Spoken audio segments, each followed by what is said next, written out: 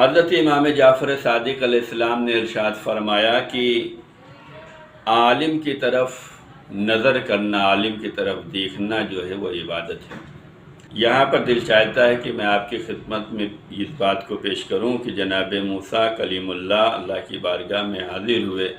پروردگار عالم نے ان سے پوچھا کہ موسیٰ کوئی کام تم نے ہمارے لیے کیا ہے؟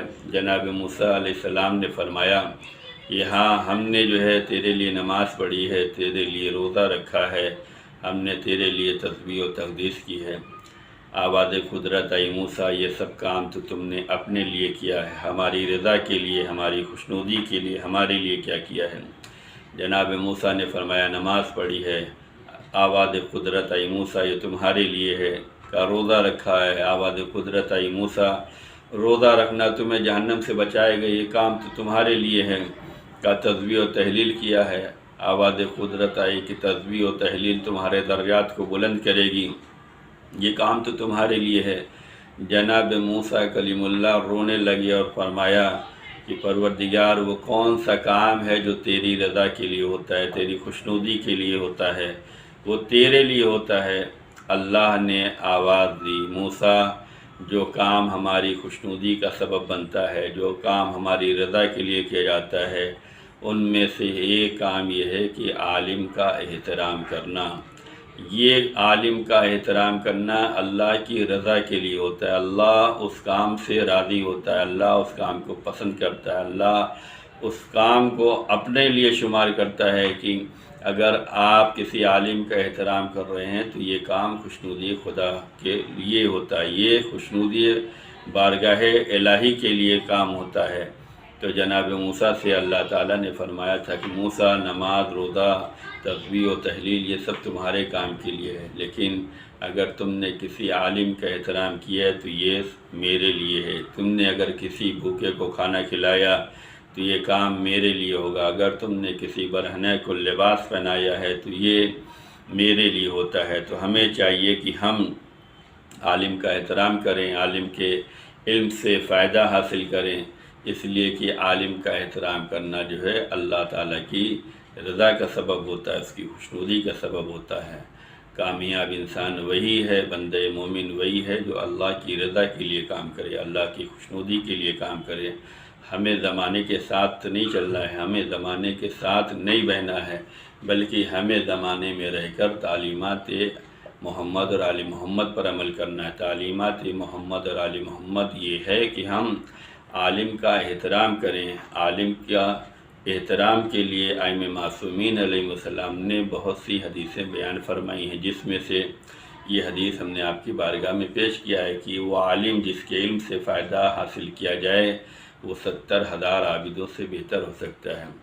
بعض لوگ یہ سوچتے ہیں کہ عالم کی ہم کیوں قدر کریں، ہم عالم کی کیوں تقلید کریں، ہم عالم کا کہا کیوں مانیں، اس لیے کہ عالم ڈاکٹر نہیں ہوتا، پروفیسر نہیں ہوتا، انجینئر نہیں ہوتا، جبکہ اسے معلوم ہونا چاہیے کہ قرآن کریم میں اللہ تعالیٰ نے یہ فرمایا ہے کہ بندگان خدا میں سے جو خوف خدا رکھنے والے ہیں وہ عالم ہیں۔ یہ عالم کے بارے میں اللہ نے فرمایا کہ ان کے دل میں خوف خدا ہوتا ہے۔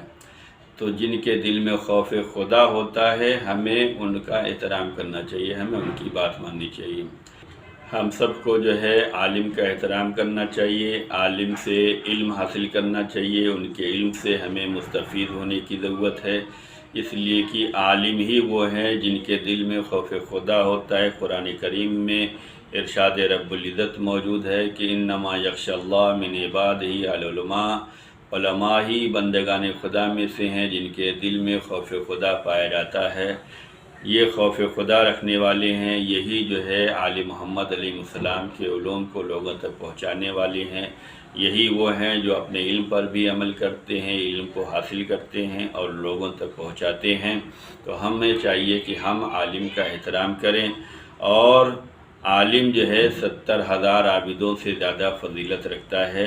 تو جو عابدوں پہ جس کی زیادہ فضیلت رکھی گئی ہے، یہاں تک حدیثوں میں آیا ہے کہ عالم کے قلم کی روشنائی جو ہے شہیدوں کے خون سے زیادہ افضل ہے۔ حدیثوں میں آیا ہے کہ سب سے زیادہ فضیلت یہ ہے کہ بندہ اللہ کی راہ میں قربان ہو جائے، لیکن عالم کے علم کی فضیلت یہ بیان کی گئی ہے کہ عالم کے قلم کی روشنائی جو ہے شہداء کے خون سے زیادہ فضیلت رکھتی ہے۔ تو جو فضیلت شہداء کو حاصل ہے وہ کسی اور کو نہیں ہے۔ سب سے بڑی فضیلت اللہ کی راہ میں شہید ہو جانا ہے، لیکن ان شہیدوں کے خون بھی عالم کے قلم کی روشنائی کا مقابلہ نہیں کر سکتے۔ تو جو عالم کے قلم کی روشنائی کا مقابلہ نہیں کر سکتے تو خود عالم کے علم کا مقابلہ دوسرے کیا کر سکتے ہیں؟ لہذا ہمیں یہ چاہیے کہ ہم جہاں بھی ہیں ہم اپنے تمام علماء کا جو ہے احترام کریں، ہم علماء کو عزت دیں اور ان سے علم حاصل کریں، ان کے بتائے ہوئے راستے پہ چلیں، اس لیے کہ یہی ذریعہ ہے جو علوم آل محمد کو ہم تک پہنچا سکتا ہے۔ اہل بیت اطہار علیہ السلام نے عالم کی فضیلت بیان فرمائی ہے، ہمیں چاہیے کہ ہم ان سے حاصل کریں، اور بہترین کردار اس زمانے میں جو پیش کیا ہے وہ آج بھی زمانہ یاد کرتا ہے۔ جو لوگ اہل بیت اطہار کی راہ پہ چلتے ہیں، تعلیمات اہل بیت کو نشر کرتے ہیں، لوگوں تک پیغام اہل بیت کو پہنچاتے ہیں، زمانہ انہیں یاد رکھتا ہے۔ آج 4 جون اس بات کی گواہ ہے کہ دنیا کے کونے کونے میں برسی امام خمینی منائی جا رہی ہے، اور یہی وجہ ہے کہ انہوں نے دین اسلام کے پیغام کو پہنچایا ہے، علوم آل محمد کو نشر کیا ہے۔ فرمایا تھا کہ ہمارے پاس جو کچھ ہے وہ محرم سے ہے، یہ عزاداری سے ہمیں ملا ہے، یہ اہل بیت سے ملا ہے، جو ہم نے لوگوں تک پہنچایا ہے، یہ اہل بیت کا کرم ہے، یہ محرم کی دین ہے۔ لہذا ہمیں محرم کا بھی احترام کرنا چاہیے، ہمیں تعلیمات اہل بیت کا بھی احترام کرنا چاہیے، اور جن لوگوں نے ہمیں تعلیمات اہل بیت دی ہے، ذریعہ بنے ہیں، پہنچایا ہے، ہمیں ان کا بھی احترام کرنا چاہیے۔